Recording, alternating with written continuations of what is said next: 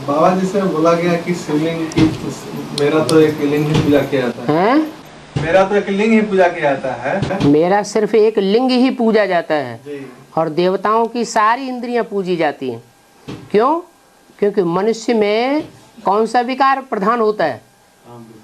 काम विकार प्रधान होता है। तो कौन सी इंद्रिय ऐसी है जो कंट्रोल से बिल्कुल बाहर हो जाती है मनुष्य की? कोई इंद्रिय ऐसी है जिसे मनुष्य कंट्रोल नहीं कर पाता, जिसकी वजह से मुरली में बोला सब पुरुष दुर्योधन दुशासन है। सब पुरुषों को दुर्योधन दुशासन किस आधार पर बोला है?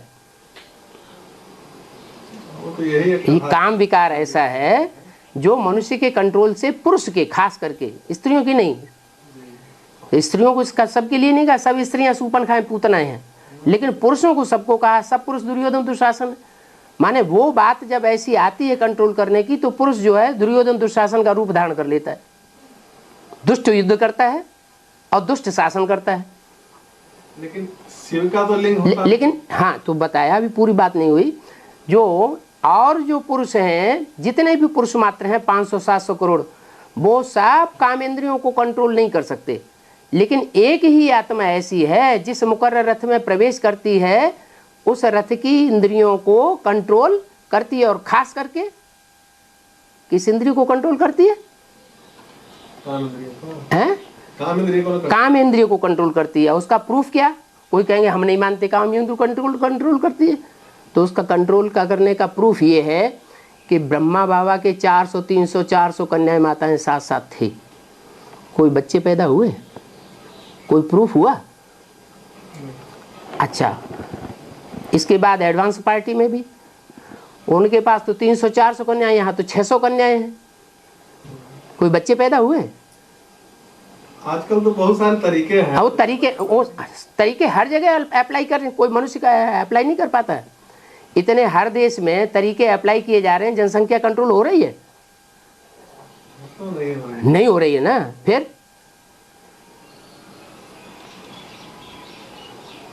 1, 2 और 4 होती हैं घर में तो टाइयां हो जाता है शरीर पुरुषों का। और जहां 600 होंगी तो क्या हाल हो जाएगा अगर कंट्रोलिंग पावर नहीं होगा? तो भगवान आता है, क्या करना सिखाता है? इंद्रियों को कंट्रोल करना सिखाता है ना। तो इंद्रियों को कंट्रोल करने में कोई तो अव्वल नंबर गया होगा। जो अव्वल नंबर जाएगा वही तो विश्व का मालिक बनेगा। कोई दूसरा बन जाएगा? है? जो अव्वल नंबर जाएगा वही नंबर 1। अब वही नंबर 1 होगा। अब फालतू चेचे में मचाने से फायदा क्या है? शास्त्रों में तो लिखा हुआ है शंकर जी विष पीता है। शंकर को फॉलो नहीं करना है, वो ही काम खुद करेंगे। भगवान साधारण तन में आकर के साधारण कर्म करेगा तो मिर्च लगती है। लेकिन जिस काम के लिए बाबा रोक लगाए बच्चों, तो वो काम का जो प्रभाव है, वो असर क्या है? मनुष्यों का जो असर है वो प्रत्यक्ष हो जाता है संसार में। लेकिन उसका असर क्या होता है? उसका असर यूनिटी बन रही है कि यूनिटी टूट रही है? अरे घर घर में गीता पाठशालाएं जो खुलती हैं एडवांस में, बेसिक में, वहां यूनिटी बन रही है कि टूट रही है? बन भी रही है, टूट भी रही है। बन कहाँ रही है बताओ? कहाँ बन रही है? संख्या बढ़ कहाँ रही है? कितने रजिस्टर तुमने देख लिए जहां संख्या बढ़ती हुई देखी पुरानी गीता पाठशालाओं में से? बताओ। जहां प्योरिटी होगी वहां यूनिटी बनेगी, प्योरिटी नहीं होगी तो यूनिटी नहीं बनेगी। लेकिन एक तरफ हम देख रहे हैं कि भले बेसिक के हाई एडवांस में नहीं आ रहे हैं, लेकिन जनरल सेवा जो है उसमें तो बढ़ रहा है संख्या। हाँ, वो संख्या पंप एंड शो की है, दिखावे की संख्या है। जो सेवा हो रही है वो बाहर के दिखावे की सेवा ज्यादा हो रही है या अंदरूनी सेवा ज्यादा हो रही है इंद्रियों को कंट्रोल करने की? घर गृहस्थ में रह करके इंद्रियों कंट्रोल की जा रही है या सन्यासी बनकर के इंद्रियां कंट्रोल की जा रही हैं? कौन से में ज्यादा ताकत है?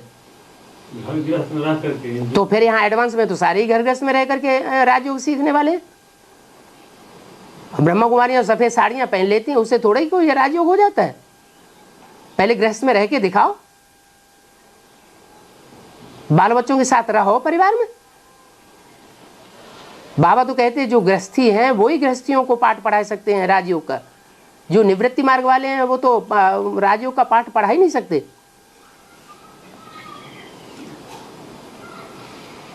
लोग जो हैं पंप एंड शो की तरफ जल्दी खींचे जाते हैं।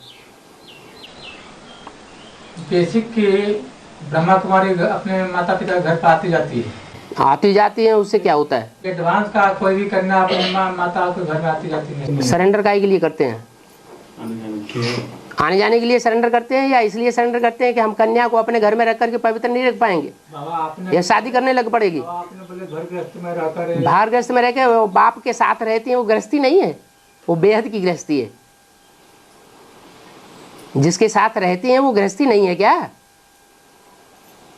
अरे वो बेहद की गृहस्थी है या नहीं है? तुम बाप के बच्चे नहीं हो? प्रजापिता ब्रह्मा कुमार हो कि नहीं? तो जब हाँ बाबा, तो फिर तो प्रजा वो गृहस्थी को तुमने कट कैसे कर दिया? उसे कट तो नहीं करना चाहिए कि हमारी गृहस्थी, हम जिस घर में रह रहे हैं, देह के संबंधियों वाली गृहस्थी वही गृहस्थी है, और जो मुख से मुखवंशा वाली बच्चे पैदा हुए हैं उनकी गृहस्थी नहीं है। ये तो कोई बात नहीं हुई, बल्कि परिवर्तन मुखवंशावलियों से होगा दुनिया का।